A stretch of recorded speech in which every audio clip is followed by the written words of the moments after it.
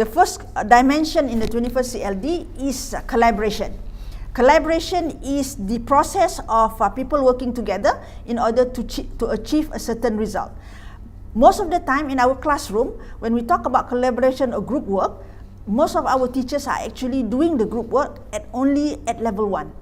If we look at the decision steps on the screen, we see that there are different levels of collaboration. But unfortunately, in our classes, when we do group work, most of the time, or maybe we can say at least 90% of the time, teachers are only doing it at group 1. There are no conscious effort to actually arrange the activity for the students to actually acquire the skills all the way up to level 5. So this is something that needs to be looked into and perhaps changed in order for us to ensure that our students will be able to collaborate effectively when they leave school, and when they are ready to go to work. The second element, the dimension in the 21st century learning design is knowledge construction.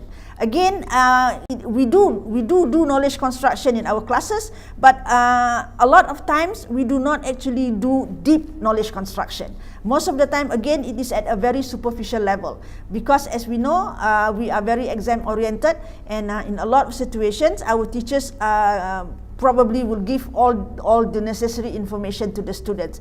Therefore, the students do not have the opportunity to actually explore the knowledge and create knowledge themselves. Again, using the decision step, we can actually look into the kinds of activities that we do in the classroom, and from research and observation, we know for sure that in many situations, only 80% of the classes are only doing knowledge construction at level 1. The next one is self-regulation. Again, this is one of the components or dimension in the 21 CLD that will actually teach our students to be independent, which is something that they need when they go into college, when they start working and things like that.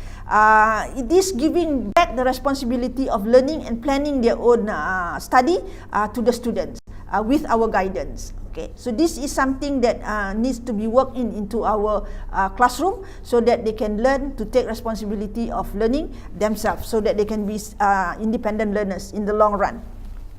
The next one is real-world problem solving and innovation.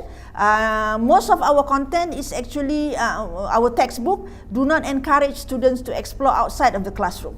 With technology today, you can actually travel overseas and studies with sister school, do collaborative work with schools, not only in Malaysia but other parts of the world.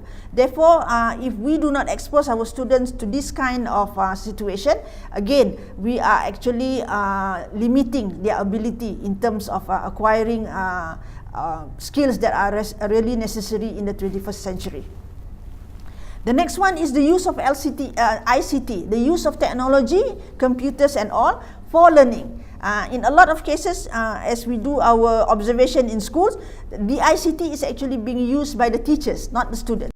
What we want is actually the students have a hands-on experience using ICT in their teaching and learning process, so that they can actually learn how to use ICT in constructing knowledge, in doing whatever that they need to do in order for them to later on, when they go out to work, those are also the kind of skills that they will require in order to survive.